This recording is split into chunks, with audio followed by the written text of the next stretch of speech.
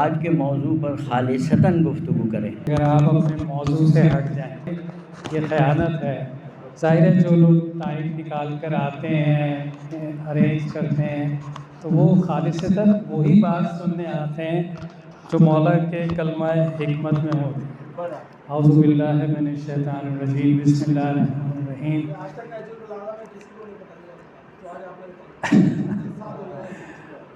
الحمدللہ الحمدللہ من اول دنیا الی فنائها من الآخرۃ الی بقائها۔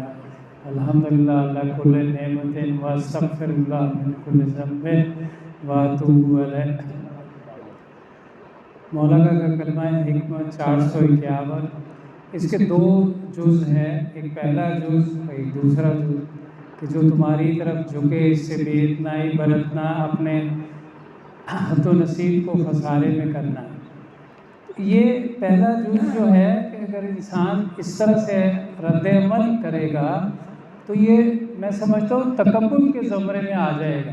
یعنی کوئی شخص آپ کی طرف جھک رہا ہو اور آپ اس سے اکڑ رہے ہوں یا بے اتنائی برت رہے ہوں تو یہ تکبر کے زمرے میں ہے۔ تو تکبر تو نہ اللہ کو پسند ہے، نہ اللہ کے رسول کو پسند ہے، نہ اہل بیت کو پسند ہے۔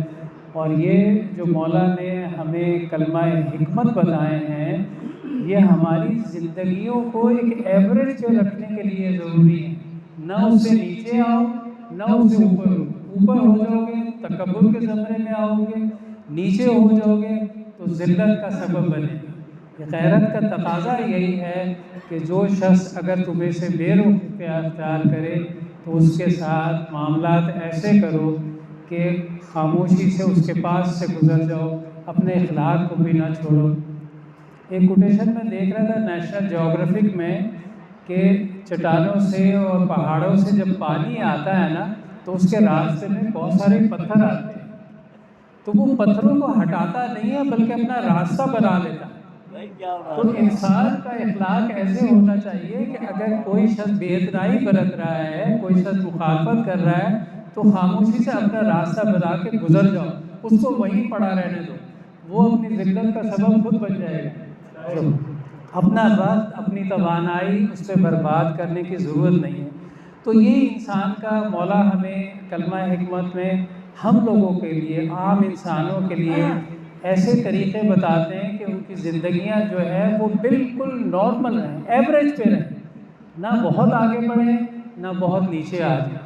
اور میں سمجھتا ہوں میری عملی زندگی میں اور آپ لوگوں کی زندگی کہ جو لوگ درمیانی راستہ اختیار کرتے ہیں، ایک ایوریج پہ اپنی زندگی کو گزارتے ہیں، نہ بہت جذباتی ہو جائے نہ بہت زیادہ ڈپریشن میں آئے، تو وہی کامیاب لوگ ہیں۔ وہ آسانی کے ساتھ زندگی کا سفر طے کرتے رہتے ہیں اور دنیا کو بھی پا لیتے ہیں اور آخرت کو بھی پا لیتے ہیں۔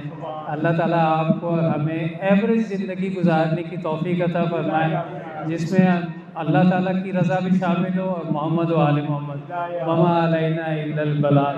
اللہم صلی علی محمد و آل محمد وعجل